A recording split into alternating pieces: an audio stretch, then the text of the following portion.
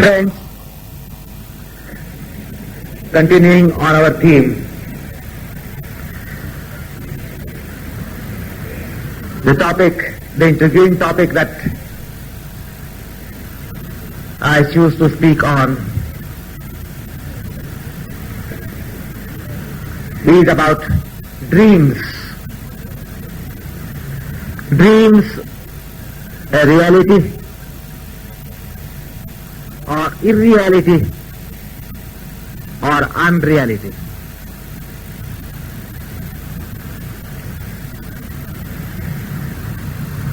Well, what I would say at the outset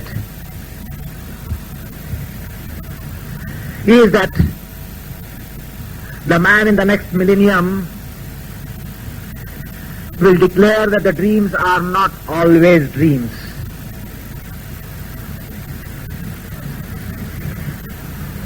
The dreams are not always dreams. This will be a revelation on a day couple of centuries from now. At least as for today, it will be irrational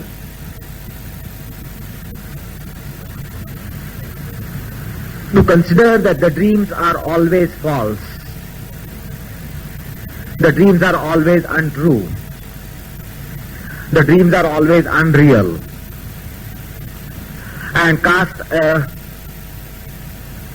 glance of meaninglessness on the dreams. At this phenomenon of dream. Yoga psychology provides a great insight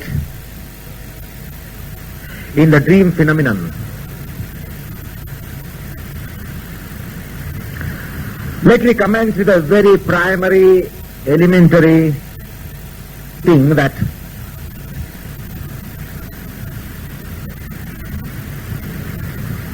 it will be actually much more than significant, just being significant.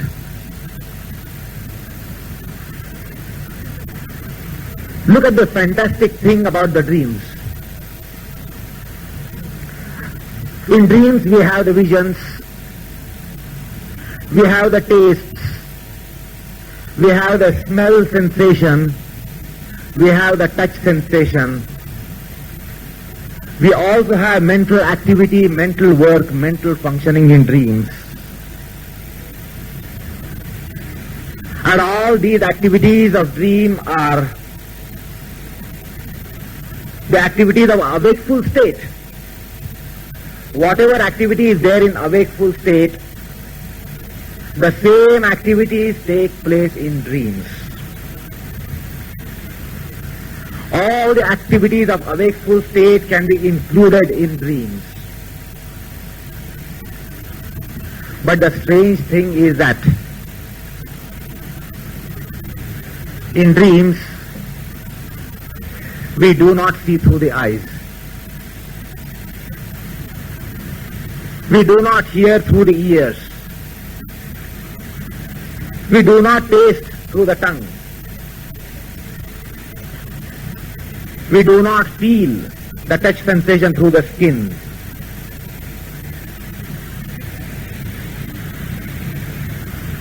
That's the strange thing which has gone unnoticed.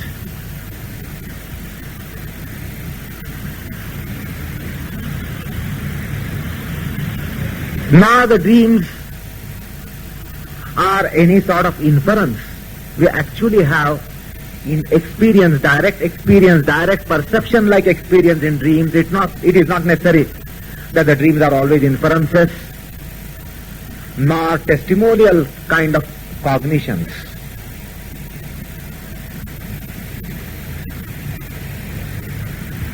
Little analysis will also tell us that dreams are not always illusions. The dreams are not always hallucinations. As Patanjali classifies the vrittis,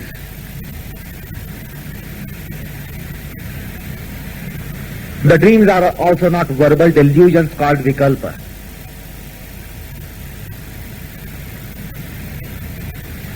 The dreams are always not necessarily memory, because memories pertain to past. But many times we have prophetic dreams. It is not necessary that the dream should always pertain to the experience that you have undergone. There are many prophetic dreams. There are many premonitions in dreams. So therefore, the dream is not merely the dream as the pragmatism has been thinking about. Anyway, although we get experiences and even knowledge in dreams, the dreams are considered as dreams because they are invalidated on awakening. This is a travesty. The dreams are considered invalid because on awakening the experience of dream is invalidated.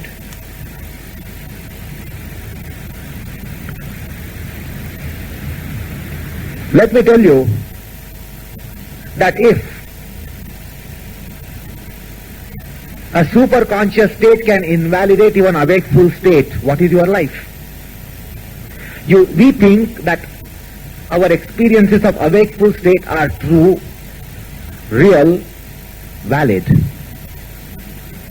But what will be its fate?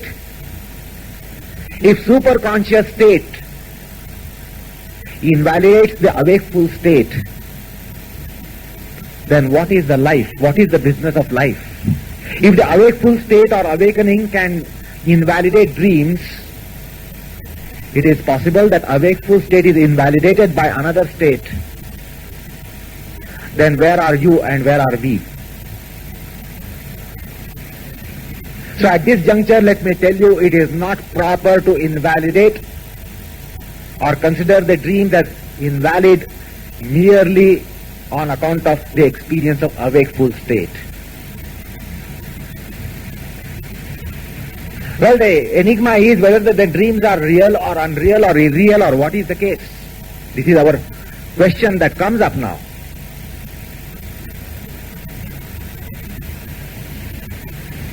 But then the scientists in centuries to come will try to analyze the dream phenomenon, and they will arrive at a classification of dreams. And for that matter, they will have to come back to yoga psychology.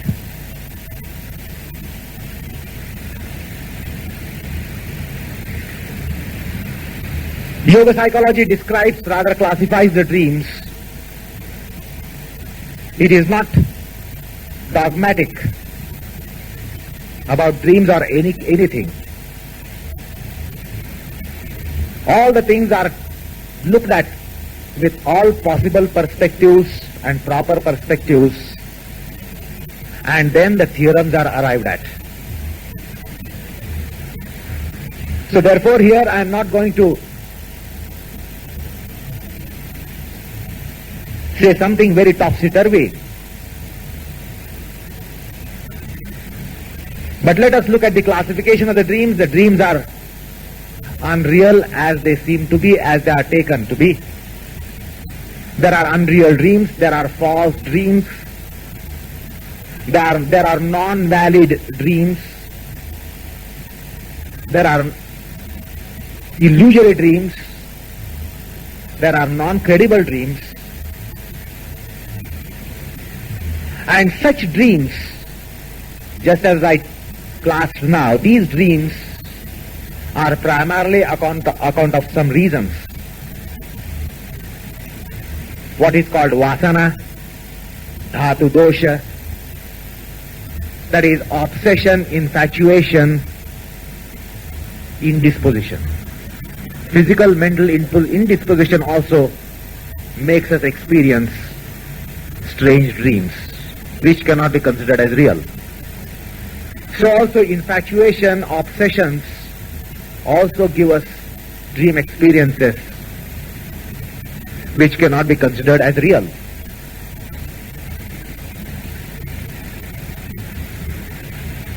But even for various reasons, the dreams are unreal, and it must be borne in mind that the dream experience or dream experiences is not untrue all along, all through. And only the dreams which occur on account of these reasons which I told you just now, obsession, indisposition, etc., they can be considered as untrue.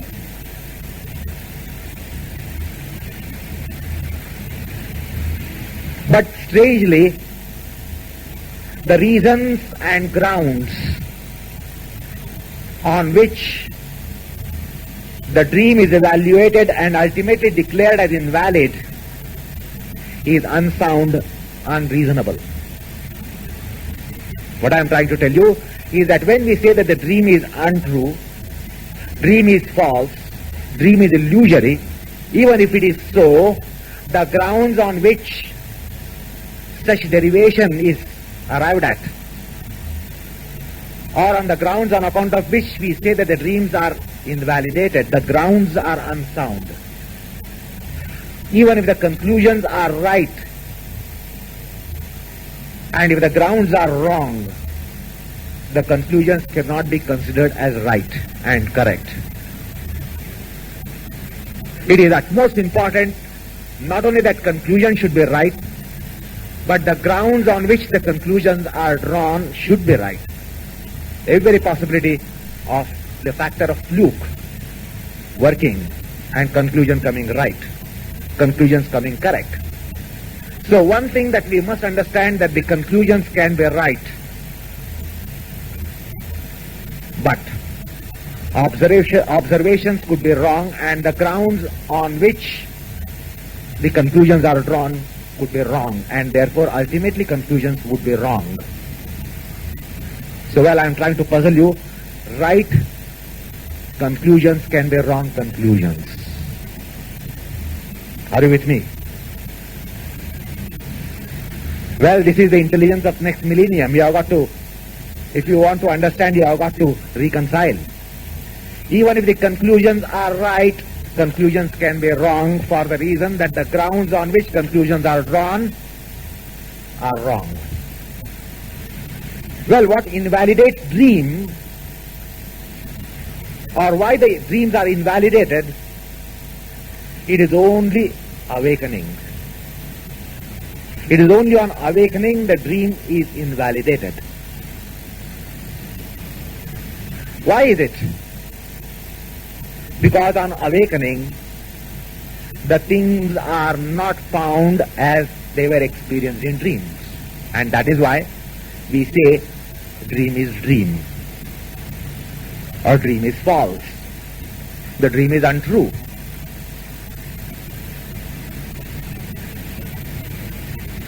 But do not be surprised when I say that if the grounds and reasons on which the dreams are invalidated is unsound, we will come to know that in short while from now. But when the dreams are invalidated on awakening, why? As I just now told you, on awakening, the things around us are not as they appeared in the dreams. This is the reason why we invalidate dreams. This is irrational way of invalidating the dream phenomenon. Why? Why is it irrational? Because we consider as if a wakeful state is the final state of consciousness.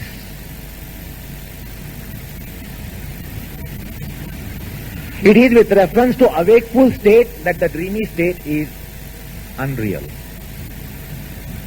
It is in relation to a wakeful state that the dream is unreal.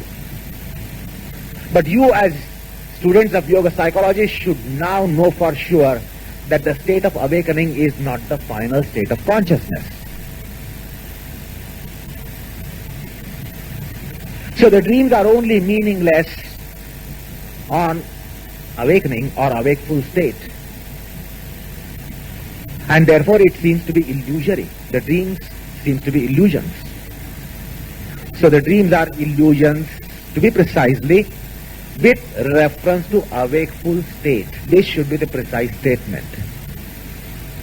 It is not rational to say that the dreams are illusory.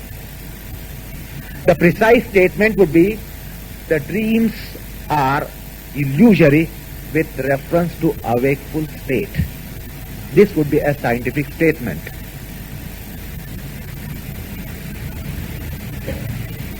Well, if the dreams are illusory in relation to a wakeful state, then as I told you, a wakeful state can be illusory with reference to a higher state than what is true. Secondly, if the dreams are invalidated on the grounds that the things which appeared in dreams cannot be found on awakening, then this ground is also faulty.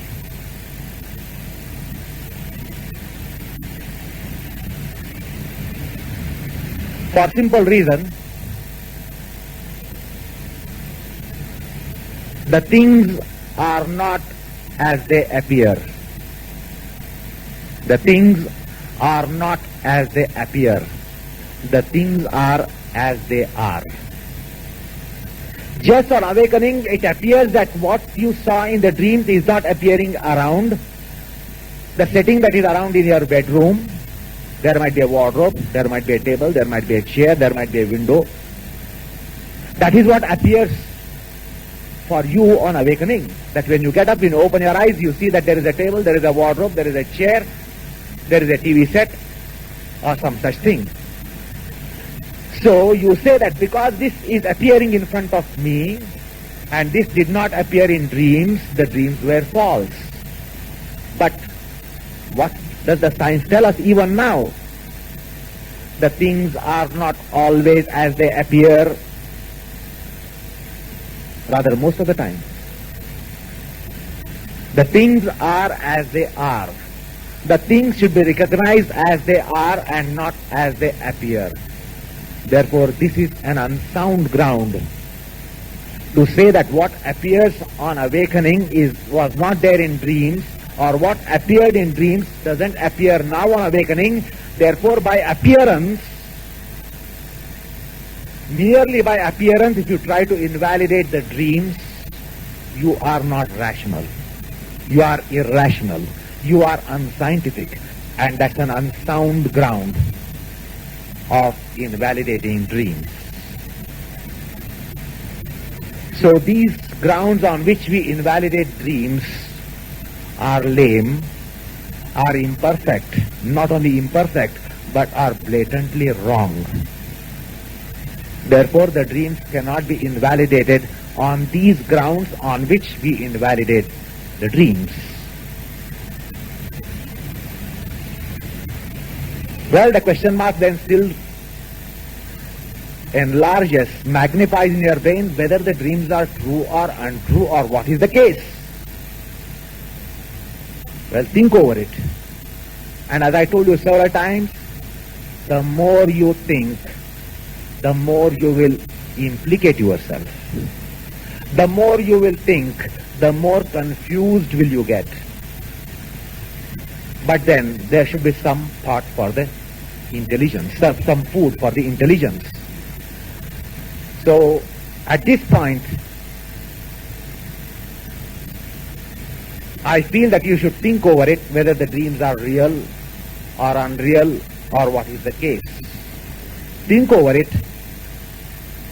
Let it be food for your intelligence, as you will go for your food for your mouth and your belly. Think over it and let us come back. Let me see how far your problem is magnified, how far you are confused, so well. I have kept your brain spinning. Let it continue for next 45 minutes after we come back after the lunch. Thank you. Well, we are coming back to that question, that interesting intriguing question. What I was telling you is that it is wrong to invalidate the dreams by juxtaposing the dream with the awakeful state. So what I am trying to tell you is dream is one state and awakeful is another state. So what is real to one state cannot be expected to be real to another state. Say for example, if you have seen a person 40 years ago who was a child, crawling baby, and obviously now after 40 years it's a grown-up person. Now if you are seeing that person today after a lapse of 40 years when the person was crawling with a thumb in the mouth, and today the person is not crawling, and today the person is not chewing the thumb, not holding the thumb in the mouth, you can't say that that state 40 years ago was unreal, because you are not today seeing that person crawling, you are not seeing that person as a baby, crawling baby, sucking the thumb or holding a nipple in the mouth. They follow. Today the person is not doing that, and therefore on that ground it is imprecise, it is irrational, it is improper to invalidate earlier experience 40 years ago when the person was a baby, a crawling baby with the thumb in the mouth or with nipple in the mouth. Do you follow?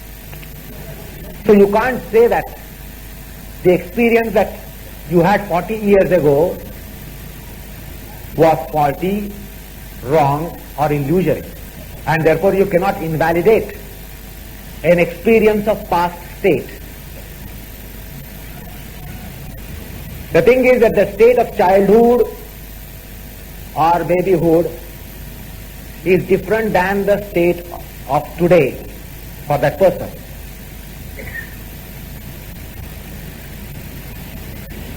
And taking today's state as a real state, it is wrong to say that the state of childhood was wrong or unreal. The position is that that is also real, that was real, this is also real.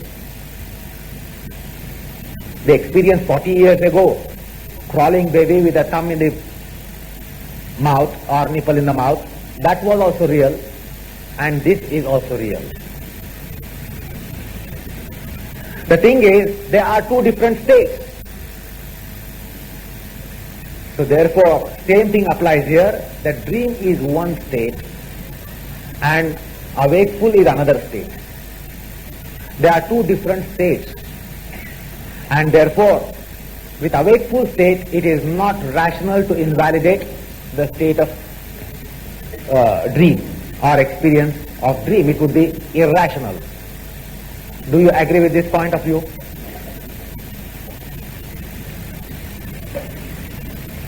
So the point is that this is also real, that is also real. They are independent state and not relative states. And because of this aspect, the Karma Shastra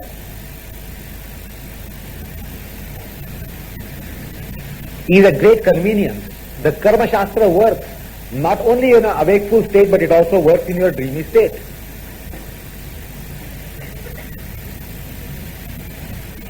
Because if you are getting pleasure by eating Srikhanda in an awakeful state, you would get same pleasure of eating Srikhanda in dreamy state also.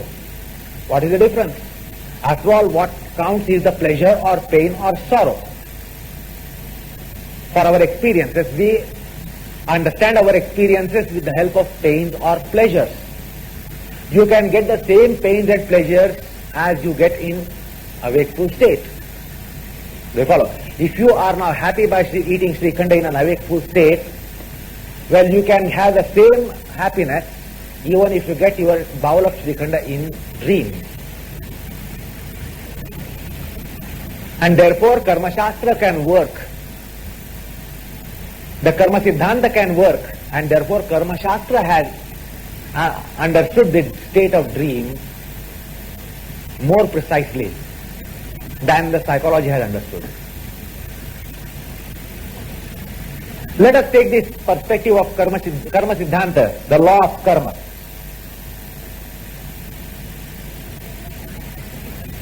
The law of karma can bestow fruits to our actions in dreamy state as it does in a wakeful state. This is because of one reason, that even if dreams are considered to be false and illusory, the experience in the dream is certainly true. Understand the difference between the two.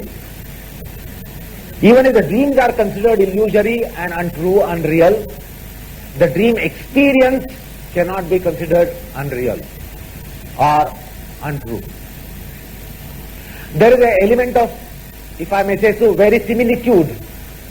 There is an element of verisimilitude, identicality, if I may say so, in the experiences of a wakeful state of the mind and dreamy state of the mind.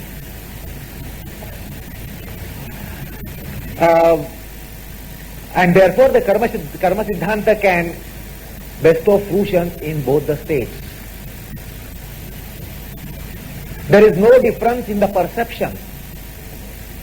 There is no difference in the perception of an elephant in a wakeful state and in dreamy state. If you are petrified by elephant or tiger in your wakeful state, evenly and equally you are petrified in your experience during the dreams. It is not that we are petrified only in a wakeful state and we are not petrified or afraid during dreamy state. That is the element of similarity in the experience of dream and a wakeful state. And the Karma Siddhanta is concerned in giving you the experience, that's all. The law of karma is concerned with giving you the experience of pains and pleasures, and therefore it is operative in dreamy state. The strange thing is that how the law of karma is facilitated because of dreams. The thing is that some of the fruits of our actions which cannot be actualized during the awakeful state get actualized in a dreamy state. Suppose you have got to get the experience of kingship, which is not possible in present life. You cannot become king in present life. But this fruition can take place by giving you the same experience in dreams. So there are several fruitions which are not actualizable in the current life in given conditions, but they can get actualized during this state of dreams. So the law of karma has a great facility on account of dreams. And we too also have a facility of enjoying the fruitions which cannot be experienced in a wakeful state. But still we can get the fruition by having those as dream experiences. To amuse you a bit, I can say that you can perhaps become Guruji and enjoy being Guruji without any hard work that he has put in to become Guruji. Well, you can become Guruji without having any biography of Guruji in you, with you. You don't have to work 14 to 18 hours a day.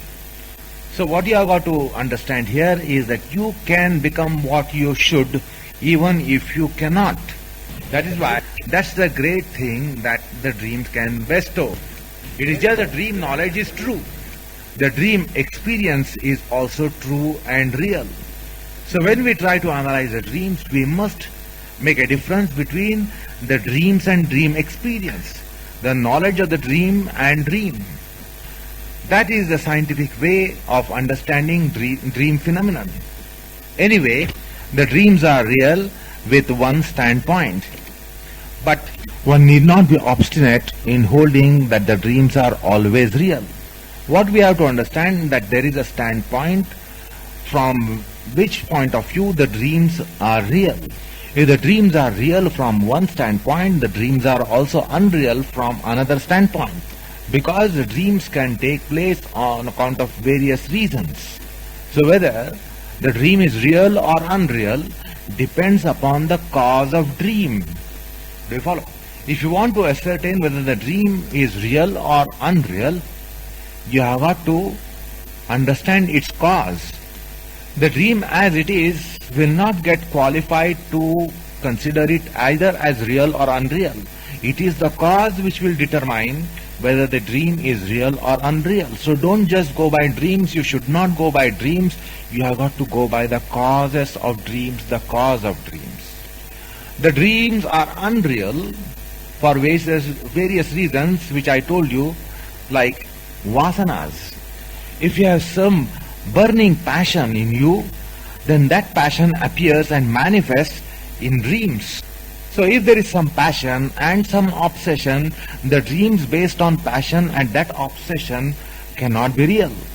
Or fear. And such things can make dreams give us experience based on fear, obsession, passion, desire.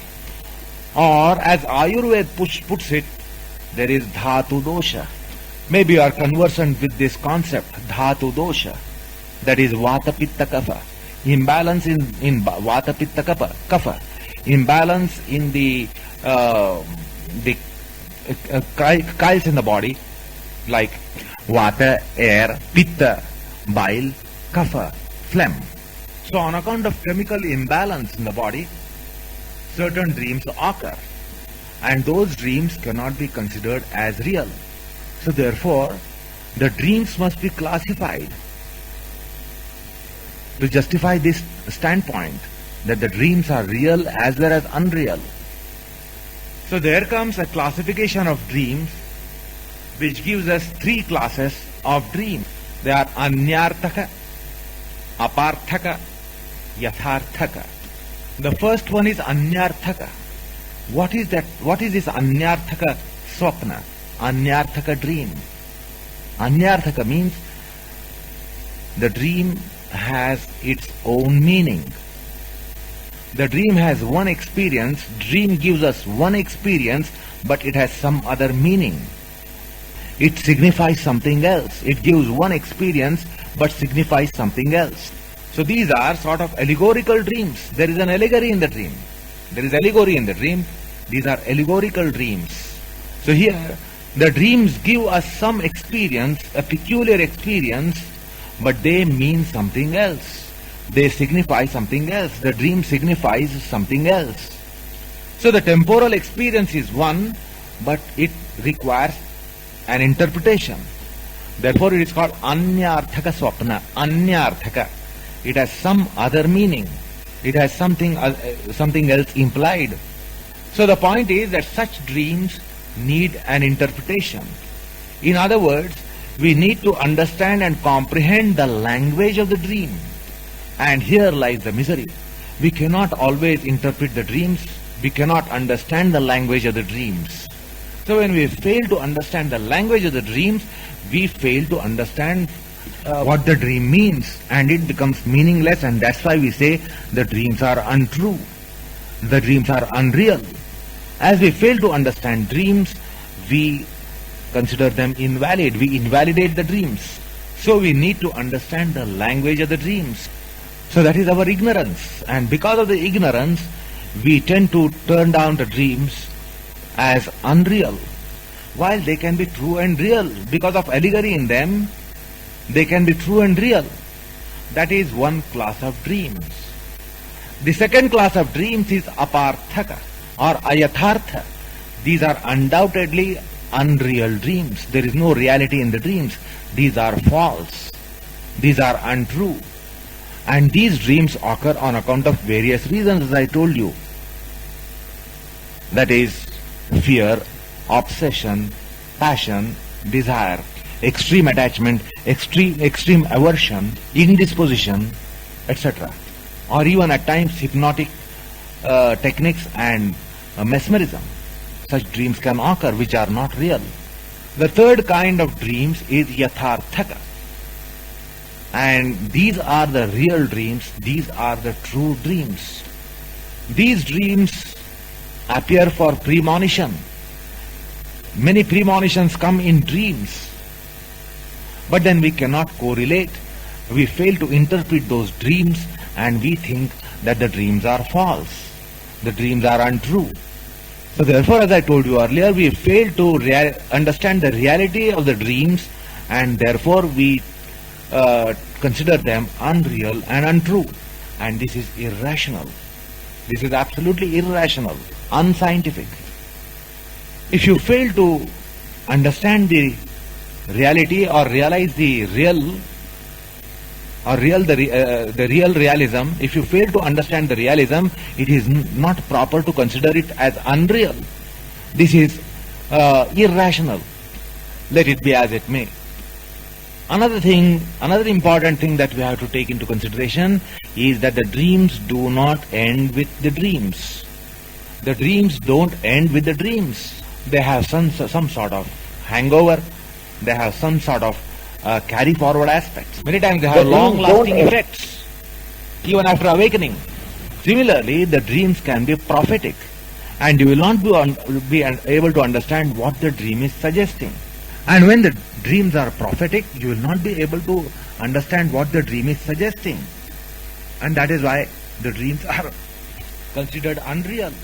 Now we have to take into account the most important and vital role of dreams, particularly as students of yoga.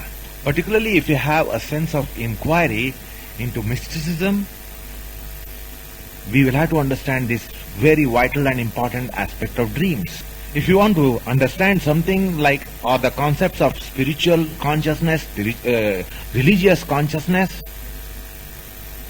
the dreams, we will realize, have very important role here.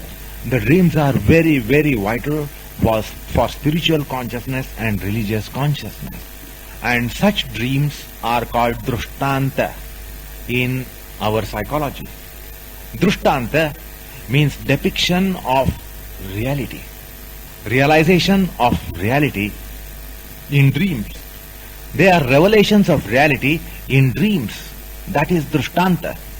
And this is the important aspect of dreams, vital contribution of dreams for yogis and mystics. The mystic saints, the sages, the yogis have a bumper offer from these dreams, drushtanta. Many yogis, mystics, sages and saints have had great revelations in dreams. The dreams have been great transformers. The dreams have been great revelers. Great revelations have taken place in dreams. Now the question is why and how? Why the great revelations have taken place for saints and yogis in dreams? And how have they taken place in dreams? And at this point, we proceed to take up incredible analysis of dreams. Let me tell you at the outset that these dreams, revelatory dreams, have vital role to play in the life of yogis, mystics and saints. Well, the question is how and why? As I told you, don't be surprised. We are greatly limited in our wakeful state. In our wakeful state of consciousness, we are greatly limited, while we are unlimited in dreams. In a wakeful state, as we have great limitations, now for example, you will have many complaints that you don't understand what I speak. Many things go beyond your comprehension. It is because our understanding, comprehension corresponds to our intelligence. If I tell you something beyond your intelligence, you will not comprehend, you will not follow. Anything that is beyond your intelligence will not be grasped, will not be understood, will not be comprehended. It will go beyond your heads. So your perceptions, your conceptions, the crystallizations and comprehensions are greatly conditioned in a wakeful state because they are governed by your intellectual caliber. The awakeful state is very much limited by that aspect. In awakeful state, we cannot be more than what we are. We cannot be more intelligent than what we are. We cannot have more memory than our memory power. Not only that, there are great many limitations in a wakeful state. We have basically a physical limitation. What is it? Can you be in New York next moment? Physically impossible. Why? For that case, why go those 10,000 miles? Can you be in the institute next moment? Is it possible physically? But what about dreams? In dreams, you can be in no time anywhere. If you travel in your dreams, you will not have jet lag. In a fraction, you will be going round the world. You will have no physical limitation. That's the big difference between the dreamy state and a wakeful state. In dreamy state, you don't have any physical impossibility, physical limitation. In dreams, you have all possibilities at your disposal. Nothing obstructs you, nothing impedes you. Basically, there is no physical delimitation in dreamy state. That apart, coming to the senses also do not have any limits in dreams. It is simply because right in the beginning I told you, in the dreams we do not see through our eyes. If you are to see through your eyes, you have lots of limitations.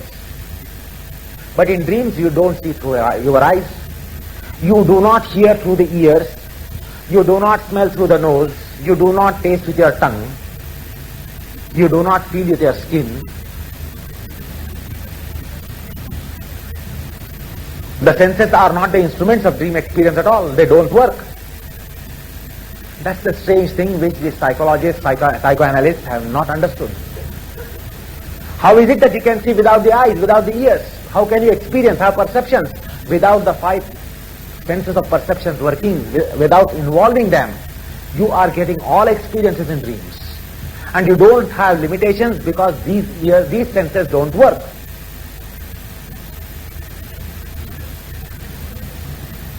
So there is no sensory delimitation in dreams. Look at another fabulous aspect. The concentration. This is our big problem.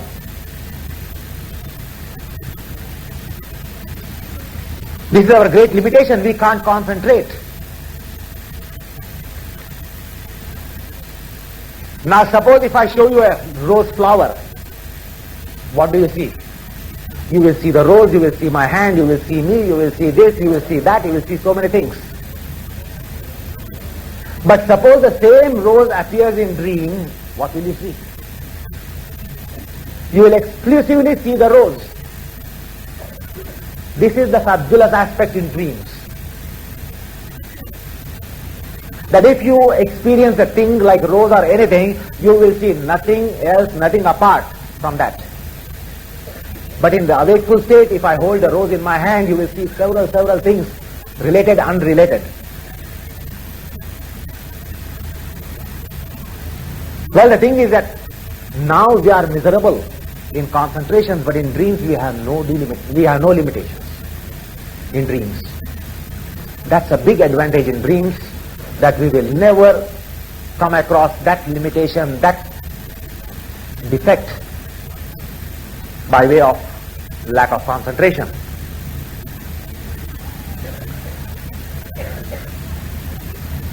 Well, as I told you, as I am talking to you, the next aspect is intelligence, comprehension, understanding.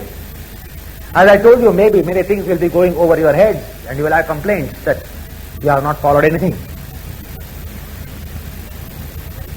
But if I were to give you the same talk in your dreams, you would not have had any difficulty. But the problem is, I cannot, not only, maybe I will be able to force myself in your dreams, but I will not be able to force myself speaking this in your dreams. So that is the limitation. If I were in a position to give this talk in the dreams, I would have certainly done that and you would have followed everything.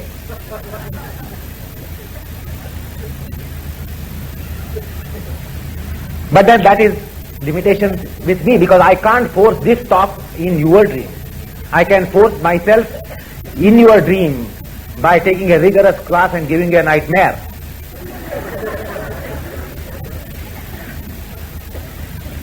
Well, the point is that we have lots of limitations in perceptions, in conceptions, in comprehensions, in concentrations, and company unlimited. Well, here the mystics, the yogis are at great convenience. They are at great convenience in receiving the knowledge. Look at the limitations of a wakeful state. What are these limitations? Just as I told you now. There is limitation in physical power. What is it? I told you. Another example. You can have a duet with an elephant, with a lion in dreams, or elephant in a dream, and you will trounce elephant in your dream. But what are you now? Can you do that? So physical powers are unlimited in dreams. Physical powers are greatly limited in a wakeful state. Sensory power, same case. Sensory power are greatly limited now, unlimited then. Comprehension power limited now as you experience it, unlimited then. Conception power limited now, unlimited then. Intelligence, power of intelligence, same fate. Power of understanding, same fate. Grasping power, same fate. Mental powers, same fate. Now you can imagine what a yogi would be in a dreamy state. You know what Guruji is in a wakeful state. Imagine what he will be in his dreamy state.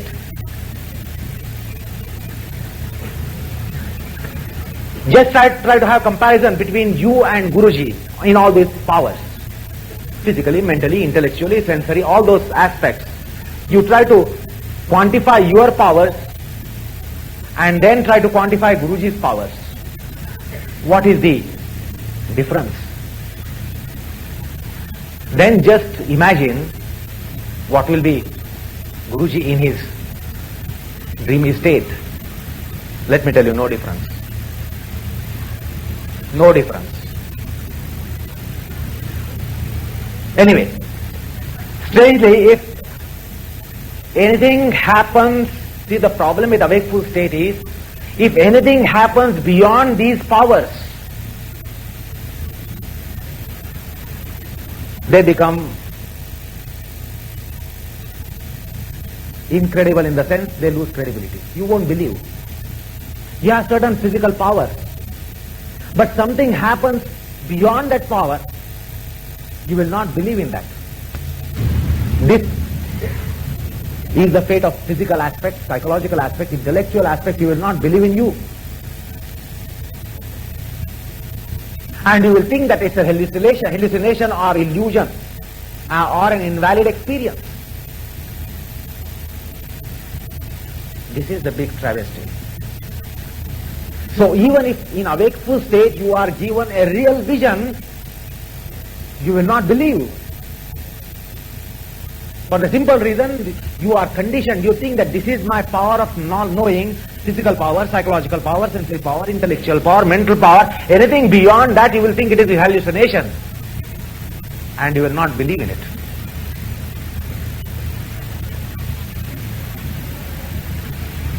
Therefore, even if the God is to give us some wisdom, it is fit that He doesn't give us in a wakeful state, because He will invalidate it.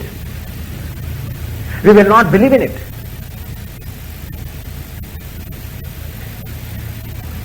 Anyway, the point is that because of the dream condition, where we cross all the limitations, we are really unlimited in dreams compared to our wakeful state. Now for yogis, the mystics, the saints, the divinity can transmit higher knowledge very, very, very conveniently and easily in dreams. Therefore, the dreams are very, very bountiful for these mystics and yogis. Simply because there is no lack of comprehension, no lack of perception power, comprehension power, no lack of concentration power, no lack of conception power. Absolutely, it is unlimited state. There is no question of disbelief also, and no question of non-credibility. If you are to get some experience now, it will not be credible, you will not believe, you will start doubting. You will start doubt your own experiences. And this obstacle is not there in dreams. In dreams you will never have a sense of non-credibility or disbelief in your experiences.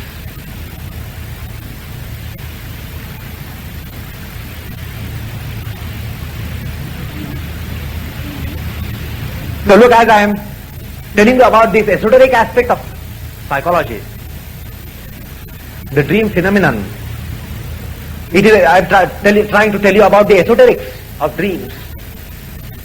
And as I told you, it is very probable that most of the things will go over your heads. It is because of all those limitations. But the thing is that in dreams we are free from all those shackles. There are no shackles in the state of dreams. And because of this shackle-free state, a liberated state in a way, divinity has the convenience, easy access to transmit the knowledge in mystics and yogis.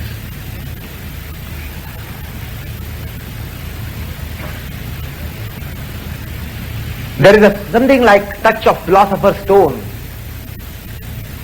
in state of dream.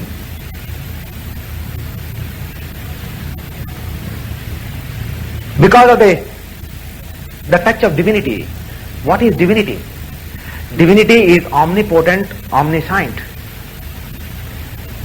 And you have that contact of that universal principle which is unlimited.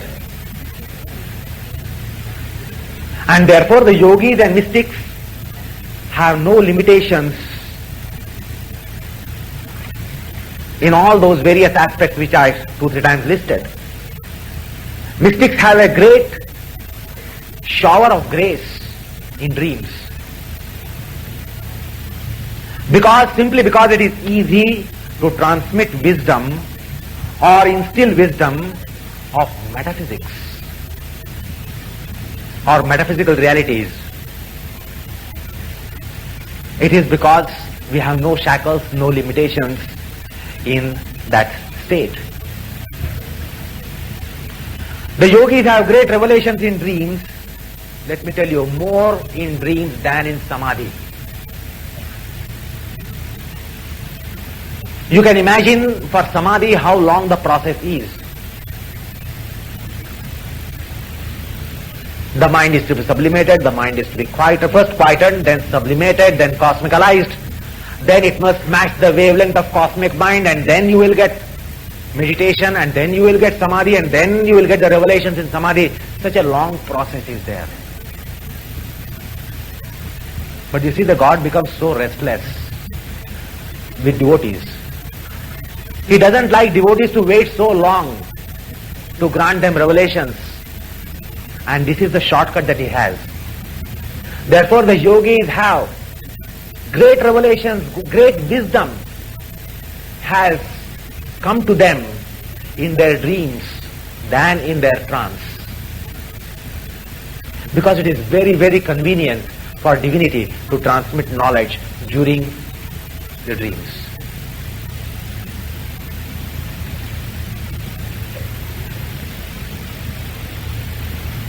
Well, therefore the yogi makes a great strides in dreams. And yogis have made greater strides in dreams than their actual sadhana. Once the sadhana is to win the grace of God, and once the grace of God is won, great strides can be done, can be taking place because of this particular kind of dream, drishtanta, revelatory dreams.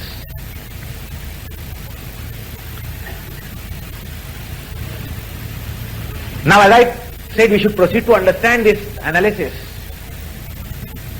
How these great strides are possible, the quantum leaps are possible in dreams. It is because, just as we know something like IQ, intelligence quotient, there are various other Qs, the quotients. There is sensory quotient, there is mental quotient, and all these Qs, the IQ, the MQ, the SQ, they all are unlimited. The cognitive quotient is also very, very greatly large. The cognitive quotient is also greatly large. As I told you, you can have a duet with an elephant in dreams but not in a wakeful state. So what is physical quotient? You can just try to quantify the physical quotient in dreams. It is not that only the Qs are high, but the Qs are infinite. It is because of the proximity, the union with divinity in state of dreams.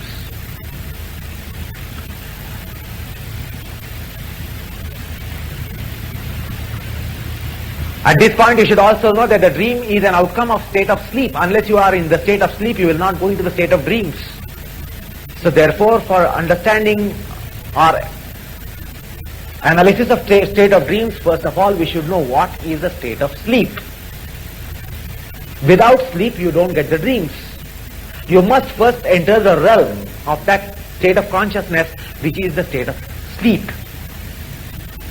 And therefore, without understanding what the sleep is, it will be not proper to understand what the dream is. But anyway, I don't want to expand the subject and go into the state of phenomenon of sleep also. But let me make you aware that you will not be able to understand the dream unless you understand the state of sleep. But I can tell you one important thing, that in state of sleep we are in the bosom of divinity. This is what the metapsychology tells us. The mysticism tells us.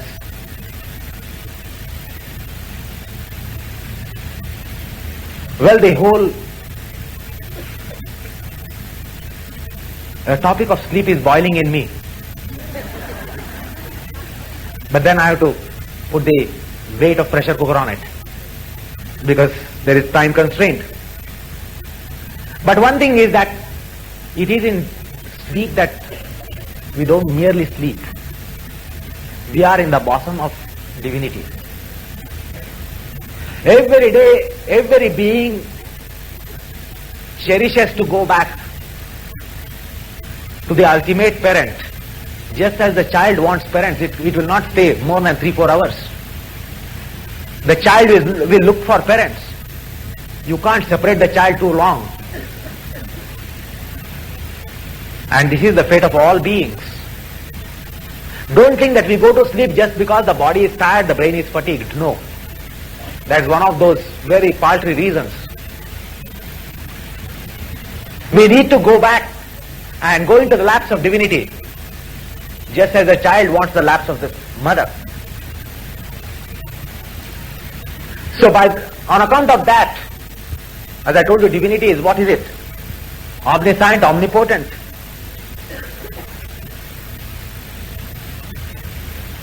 And therefore we are unlimited then. As it is, we are unfit for many realms of knowledge, many levels of knowledge. We are unfit. But we are not disqualified or deprived. We qualify for anything to everything. We qualify for anything to everything because of dreams. The mystics and yogis qualify to be omnipotent and omniscient. Obviously, because they are yogis, they are mystics. And they do become that in their dreams. The dreams are great boons for spiritual consciousness, religious consciousness. Not much can be understood in that realm of consciousness, the spiritual and the religious one, without the help of dreams.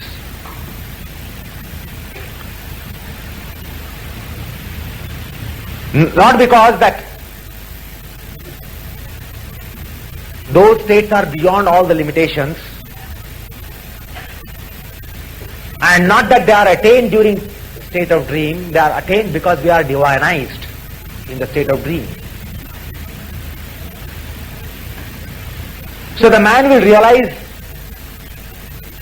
the reality and will be convincingly holding that the dreams are not only necessarily unreal or necessarily irreal, and not only possibly real, but more than being real. They follow. The dreams are not merely real, but more than being real.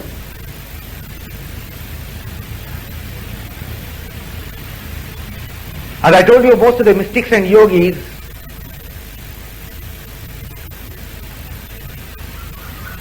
they got these great visions and dreams, and they were transformed in just overnight. This has happened to the mystics and yogis, that with one dream in one night they were transformed, which their sadhana did not do for number of tapas. A tapa is 12 years, you know that. The point is that great strides are possible in dreams. For yogis and mystics, they are most bountiful. The dreams are most bountiful. So maybe in 2500 AD, the man will declare the dreams are not necessarily and always dreams, but reality. Will that not be a great discovery? Yoga is great. Krishnarpanamastu.